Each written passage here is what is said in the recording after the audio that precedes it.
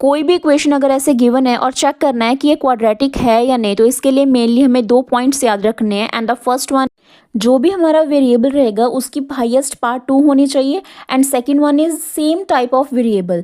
जैसे ये हमारी जनरल फॉर्म है क्वाड्रेटिक इक्वेशन की, इसमें हमारे पास इसमें भी x है और इसमें भी x है, सेम टाइप ऑफ वेरिएबल है।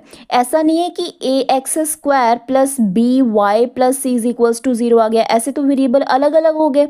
ये अलग अलग नहीं होने चाहिए, सेम टाइप ऑफ वेरिएबल होना चाहिए और वेरिएबल की जो हाईएस्ट पावर है वो 2 होनी चाहिए। ठीक है, तो अब हम इसको सॉल्व करके देख, x² minus 2x as it is equals to, अब ये 2 इसके साथ भी मल्टीप्लाई करेगा और x के साथ भी मल्टीप्लाई होगा, सो ये यहाँ से आ जाएगा -6 minus minus plus 2x।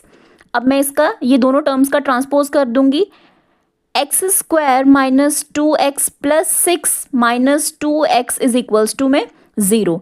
x², ये देखो लाइक टर्म्स है ना, माइनस माइनस प्लस होके कितना आ गया हमारे पास -4 प्लस 6 इज इक्वल्स टू 0। अब हम इसको कंपेयर करके देख लेंगे, ax² plus bx plus c is equals to 0।